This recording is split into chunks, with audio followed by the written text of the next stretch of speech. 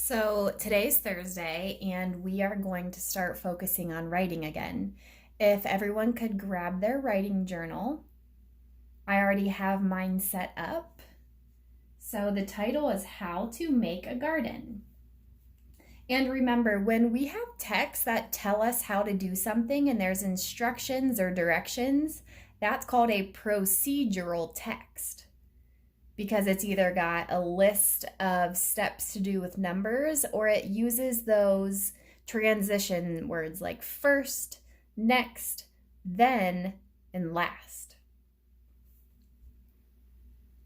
So if you want to pause the video, you can set up your journal like this, how to make a garden, procedural text. And remember, we always highlight this red line because when we start writing, our words have to be up against this. They can't be like floating over here and starting sentences over here. So if you would like to set this up, you can pause the video, get yourself situated, and then we can start.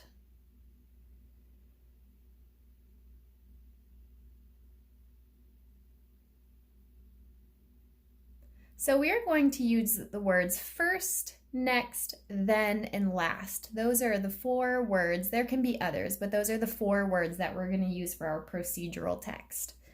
So, and remember, you don't have to, you can just watch this video first, and then after, maybe you can pause it once I've written everything, and then you can copy the text, because I know it will be very hard to try and keep up with the video while I'm writing.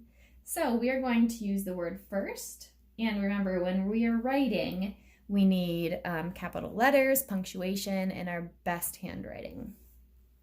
So we are going to write first.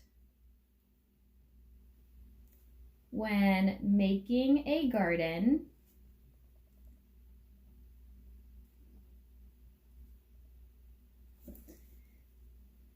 we need to find the perfect spot. And I'm going to put an exclamation point under that. So when you're looking to make your own garden, you have to find the perfect spot. You need a place where the sun shines on it and, not something that's going to be in the shade all day. If you guys have gardens, you probably know that. So the first step is to find the perfect spot. Then we're going to use the transition word next. So first, when making a garden, we need to find the perfect spot. Next, we need to dig up the garden or the spot. So next we need to dig up the garden to prep the soil.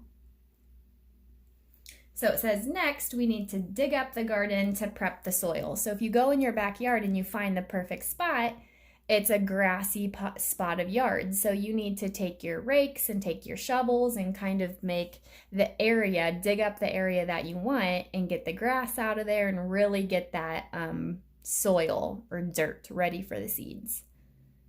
So we have first, next, our next word is then.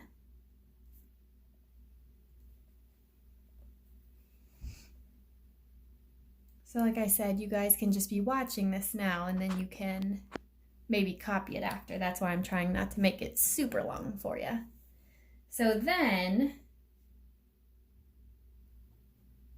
plant the seeds you have chosen for your garden.